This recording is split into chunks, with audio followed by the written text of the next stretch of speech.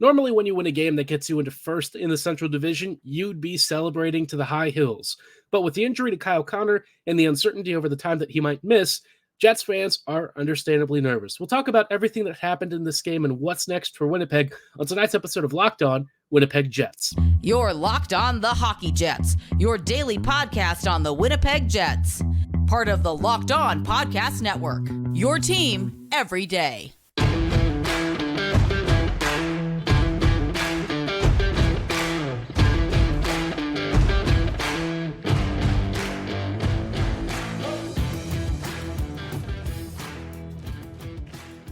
Good evening, friends, and welcome to tonight's episode of Locked On Winnipeg Jets, part of the Locked On Podcast Network, your team every day.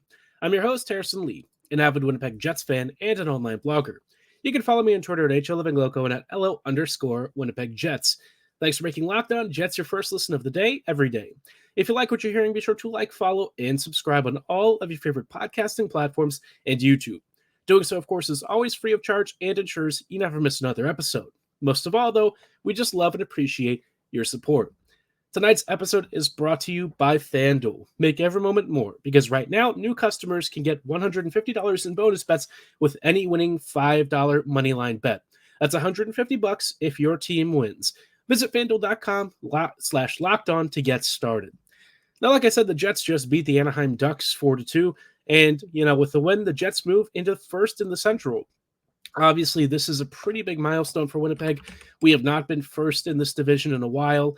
Look, it is still pretty early in the season, but I think it's a pretty fair reflection of how generally good the Jets have been this year. They've played just about as many games as, the Dallas Stars and Colorado Avalanche. They have, mustered a pretty strong record defensively. Overall, they're pretty good. Offensively, there's still some work to do, and the special teams definitely have some obvious gaps.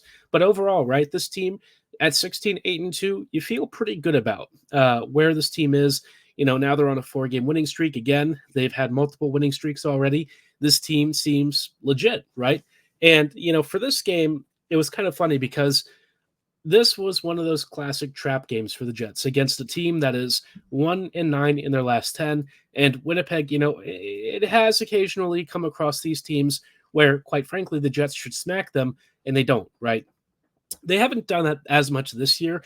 Generally, against bad teams, the Jets have outplayed them and taken care of business. But once in a while, you come across an opponent where suddenly things don't go according to plan. Now, this game kind of had that happen, but not in the way that I think people were really anticipating. The first period was pretty sleepy. Both the Ducks and Jets traded some chances. There were some power plays, and no one really managed to break through. But it wasn't until the injury to Kyle Connor that everything sort of turned on its head. And if you didn't see it, Ryan Strome caught Connor as he was cutting across the slot and stuck out his knee, it looked like, and knee-on-kneed him, which immediately Kyle went down. I'm not going to do like a Twitter medicine doctor-y sort of thing, right? But all I can say is his knee did not look good, and he could not get up off the ice under his own power. He wasn't even really moving when he was down, so obviously whatever the injury is, it's probably not a short-term thing. I think we could be seeing him out for multiple games, maybe even longer. I think the big concern right now is, is it for the rest of the season? But we'll talk about that later. And, some of the scenarios the Jets might have to look at should Kyle Connor miss multiple games or even, a portion to the rest of the season, right? That is sort of, a tomorrow discussion. But, in the meantime, right, the Jets had to deal with the loss of Connor. And at first, they really didn't handle it well. The Ducks were actually the ones to break through first on a very sloppy PK that saw Alex Killorn end up kind of shoveling the puck past Hellebuck. Things were really frustrating, and I think that sort of caused, tensions to sort of boil over. Everyone was angry. Scheifele had already gotten into a fight with Strome after the hit, and, the Jets were not happy with the officiating staff and Anaheim, right? And so, obviously, that just sort of, it was kind of the icing on a bit of a turd cake, right? And then, the Jets came into the third period roaring. They looked pissed off. They looked angry. Iafallo rang one off the crossbar almost immediately. And then not even like a minute later, Adam Henrique ended up getting like a 3-on-2 situation where he just sniped one past Hellebuck, and suddenly it just felt like all the air got sucked out of the room, right? You thought, 2-0, a 2-0 lead for the Ducks on a night when the Jets were really struggling to create. This might be the end. Thankfully, though, the Jets are one of those teams where how they've been playing this year, a bad situation doesn't always mean that they're completely out of it. And in this one, Niederreiter ended up getting the ball rolling just a few seconds later after Nemesnikov had a great zone entry, controlled the puck effectively, and then created a perfect cross-slot pass from a sharp angle that Niederreiter just sort of tapped home. And it happens so fast that I think a lot of us weren't even sure if he'd scored. I thought I saw it come out of the net, so it looked like a goal, but I had to wait until they fully confirmed it to be 100% sure. Really critical goal because suddenly it felt like the Jets had some life again, which in this third period, they were definitely kind of kicking and screaming. They looked like they were ready for a fight. They looked like they were ready to score. And, with John Gibson kind of being besieged at times, you thought, all right, maybe this is it. Maybe this is the chance. And then things got even better when a few minutes later, Morgan Barron shoveled one home on the doorstep after a Josh Morrissey shot seemingly bounced off of Gibson. Barron was there being very opportunistic. He had already just had a really important play in the neutral zone where he batted a puck down that would have gotten through for like a 2-on-0 for Anaheim. And then on that same sequence, gets himself into a good scoring area and taps home, his 5th goal of the season, which at this point, it felt really critical for this to happen. Now you've got a tie game situation. You're getting rewarded for the hard work that you're doing, and it sets you up for hopefully a game-winning moment later. And thankfully, against all odds, the Jets, rallied, despite the loss of Connor, despite the really stuttering power play the whole night, and Gabriel Velarde deflected a Josh Morrissey point shot in the last 2 minutes of the game to win it for Winnipeg. So a really critical win, I would say, not because this necessarily, seals a playoff spot for the Jets, but I think with the loss of Connor, right, longer term, if that is the case, the Jets are going to be without one of their primary goal scorers. And so every point that you can scrap out of these games then suddenly becomes a little bit magnified. And, obviously, Velarde cracking his first goal for the Jets, that's a huge deal. Great to see him finally get one. It's felt like he's been a little bit overdue. He's had a couple of nice assists. He's had some really good scoring opportunities, but that first goal has maybe been a little bit more elusive for him than I was expecting. But also, he missed a ton of time, so it's really hard to read too much into it. But I suspect that over the next few weeks, as he gets more ice time and earns more of a prominent role with this team, that should start to naturally dissipate, right? Scheifele ended up finishing it off with a great, empty netter thanks to a nice individual effort from Ehlers. So 4-2 victory, big one. I'm sure the Jets are going to be thrilled with this. Obviously, they're not going to be happy with who they lost, though, and I think that is a bigger concern going forward that's worth spotlighting. But we'll talk about what the Jets can do in the absence of Connor and what this might mean for the team, especially with some potential changes to the roster coming up. Before we do that, though, I did want to shout out our friends and partners at Jace Medical.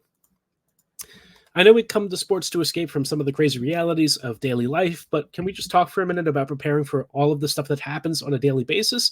According to the FDA, pharmacies are running out of antibiotics like amoxicillin right in the middle of some of the worst bacterial and flu outbreaks of the last few years. And obviously, this is a scary time for a lot of folks. I know I've been sick recently.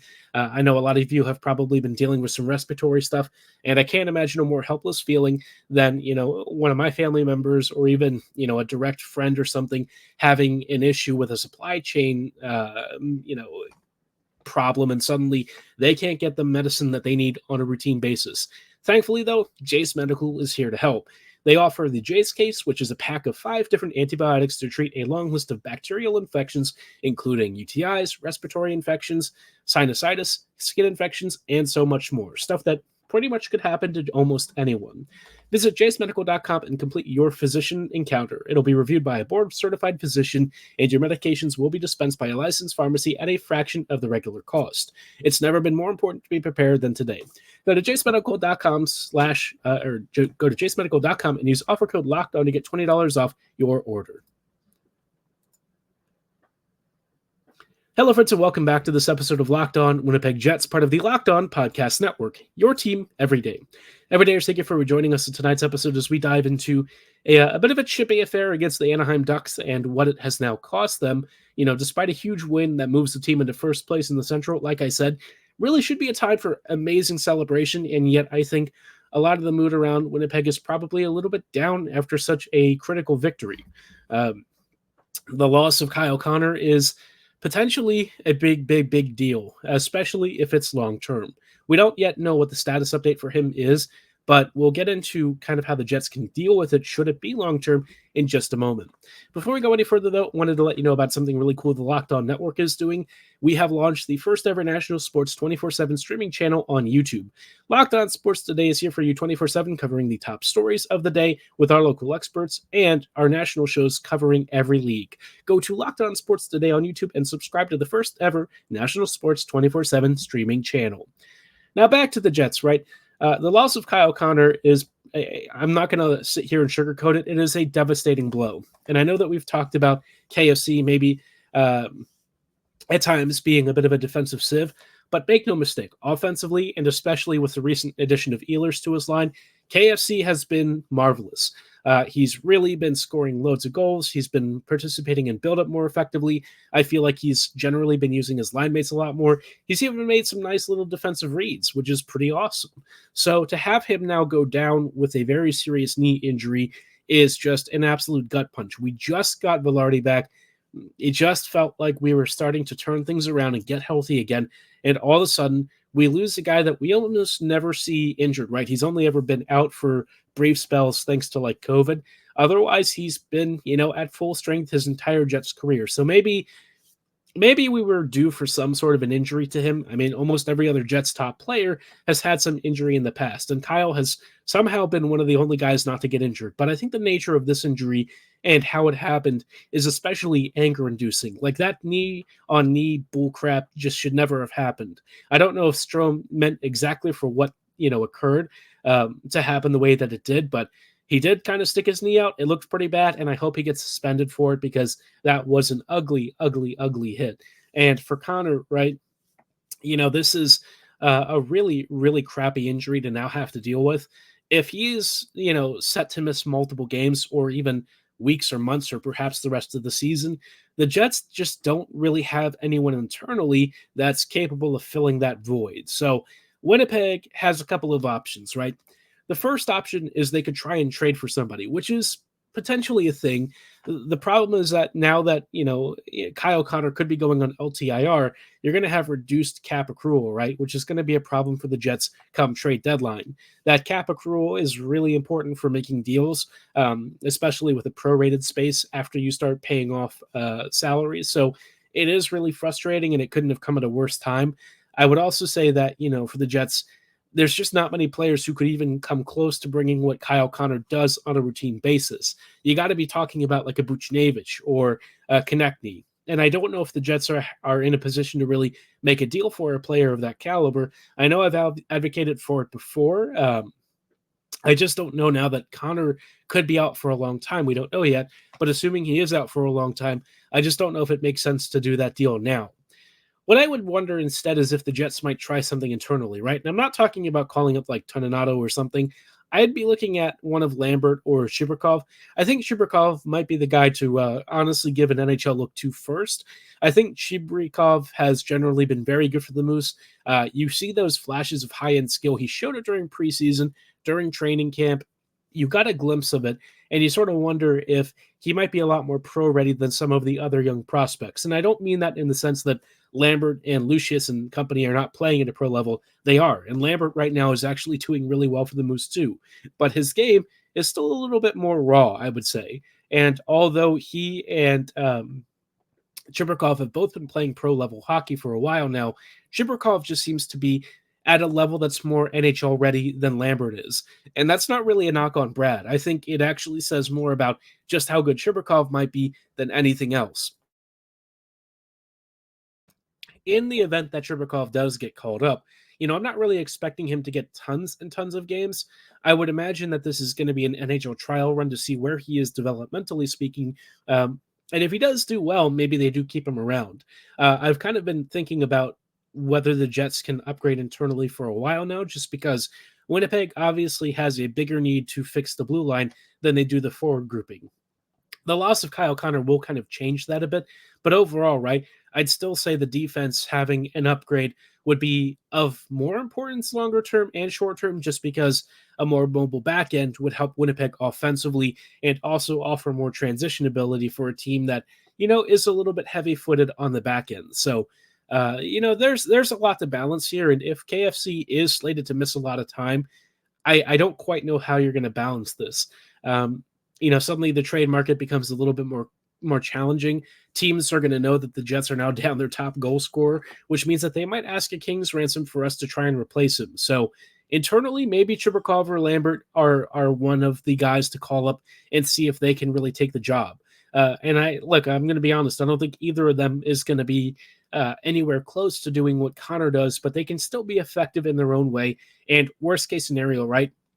Maybe they get like a middle six deployment and you see like Perfetti or Velarde get elevated to eat more ice time and take over the reins there. But all I can say is like the Jets are going to have to be creative. They do have options and it's not like it's the end of the world, but I'll say this, KFC going down really just, it's a bit of a horror show. And for this team that was just starting to get healthy and feel like it was almost complete, that is just a crushing blow to the morale and to the roster construction. It really sucks. It's a shame that it happened to one of our best players. I know teams go through injury spells all the time. Just ask the Colorado Avalanche, but I don't even know if the Avs are missing anyone who's done as much as KFC has recently. Landeskog would probably be the closest comparison. Maybe the Devils are a better example with Hischier and Hughes both having missed pretty significant amounts of time this year. It's just really sucky. And for a team that, quite frankly, should be riding high from a big win to put them in first in the Central, it just feels like a downer on the worst possible moment. So let's hope this team does what it's done in the past and really steps up. The next man up mentality can be really helpful for this team. The Jets definitely have plenty of forward talent to work with, and maybe now is time where one of the young prospects really takes the reins and earns a spot a little bit prematurely. But we'll have to wait and see what happens. Let's just hope the Jets are prepared to handle it. Speaking of handling things, the Jets have a very difficult West Coast swing finishing off this week. We'll dive into who's coming up next and what the Jets might have to do to beat them in just a little bit. Before we go any further, though, I do want to shout out our friends and partners at FanDuel. As the weather gets colder, the NFL offers stay hot on FanDuel. Right now, new customers can get $150 in bonus bets with any winning $5 moneyline bet. That's $150 if your team wins. For those of you who are Vikings fans, you might be not feeling great about this after Minnesota just barely won 3-0 against Las Vegas. I didn't even think that was a real game score. I've seen low-scoring games, but I'll tell you what, 3-0 against the Raiders is that's a new one on me. But hey, the Vikings still got it done. Maybe they're capable of doing it with Josh Dobbs under center. No matter what, though, as long as you cast that $5 bet, you've got a really good chance at $150. And if you've been thinking about joining FanDuel, there's never been a better time to get in on the action than right now. The app is super easy to use and allows a wide range of betting options, including spreads, player props, over-unders, and so much more. So visit FanDuel.com/lockedon right now and kick off the NFL season in style. FanDuel, official partner of the NFL.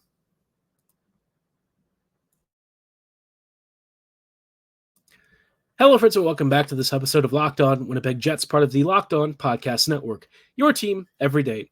Everydayers, thank you for joining us in tonight's episode as we wrap up with a couple of quick thoughts for Winnipeg's upcoming West Coast swing. They just started it against the Anaheim Ducks, and now they have to face the rest of California's hockey teams in what should be a pretty difficult trip all told, if we're being honest.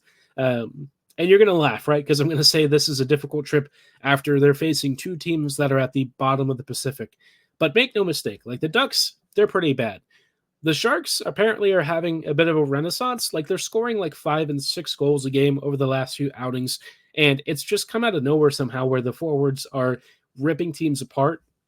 The problem for the Sharks is that they don't have a defense and they don't get saves. So that's an advantage for Winnipeg, but I do kind of worry, like now that Connor is likely out for this whole trip, how are the Jets going to cope with a San Jose forecheck and scoring rate that might be enough to put the Jets in a bit of a hole? Whenever the Sharks have, like, you wouldn't believe it, but they've scored 6 goals against the Wings. They've scored 5 against the Islanders. They scored 5 against the Rangers, and they scored 6 against the Devils. You're going to look at those teams and say, well, that's not all that impressive. But look, right, the Sharks team was expected to be worse than the league, and they were somehow even worse than expectations. I don't know how you get worse than last in the NHL, but somehow the Sharks very nearly found it. All that said, the recent turn in form has made me kind of worry about this game. It's a 10:30 start. It's a road game. And look, the Jets, after not exactly being as sharp as they could be against the Ducks, you do wonder if, this could be a problem against San Jose. And they kind of need those 2 points because the day after on Wednesday, they've got the LA Kings. And the Kings are a tough customer. I know the Kings have lost a few games recently. They haven't looked nearly as sharp. They just got blown out a little bit by the Rangers this evening, and they also lost to the Islanders yesterday. But all I can say is, for the most part, the Kings have been winning a lot of games. They took the Habs, the Avalanche, and the Blue Jackets to task. They ripped apart the Yotes and the Ducks. They've eviscerated the Blues. They beat the Panthers. I mean, this team is really good. They've also embarrassed Vegas, which, the Jets have yet to do this year. So make no mistake, the Kings are for real. Even if they have slight bumps along the way, this LA team is, very much at the top of the Pacific for a reason. Maybe they're not as good as Vegas. Maybe they're trailing a few points behind, but, they've got several games in hand. And honestly, with how they're playing, this is not a squad that you can really bet against. So Vegas, the Kings, all these teams in the Pacific, they're going to be a tough one to face in the postseason. So let's hope the Jets can kind of come through this West Coast trip with at least, 3 points. They've already got 2 of them. If they can scratch out one more somewhere between San Jose and LA, I'd be pretty satisfied, especially all things considered, looking at the circumstances of what's happened to the team, the loss of Kyle Connor, all that stuff. But, the Jets have rallied recently and come up with some really big performances. They, quite frankly, slapped the Colorado Avalanche around a good bit. So maybe this is a sign that things are turning around. Maybe this team is capable of winning games even when they're truly not at their best. But hey, you know what? All told, if the Jets lose both of their next games, it is what it is. I still think they've got something in the tank and can come out with a victory before they come back home for the weekend. But let me know what you think about this road trip. What is your prediction? I think the Jets will take the Sharks game like 5-3. The Kings game, I'm thinking a 2-4, a 4-2 loss, but maybe they surprise us. The Jets have occasionally had some really big games. Brossois is going to have to start one of these ones, so let's hope that Bross, if he goes against the Sharks, puts on a really good show like he did in his last game, because that last performance was pretty darn phenomenal. I know the Canes didn't exactly give him the hardest scoring attempts, but look, any shot can be dangerous with this team, and I'm just glad that Brossois was wise to everything. So cross your fingers. Big week of hockey coming up in a few days. Let's hope the Jets can pull it off. We'll dive into what the lineups might look like against the Sharks on tomorrow's episode. But for tonight's show, that is going to be all the time that we have. Thank you so much for listening and making us your first listen of the day every day. We will see you back here tomorrow with hopefully a positive update on Kyle Connor. So stay tuned. Have a great night. And as always, go Jets go.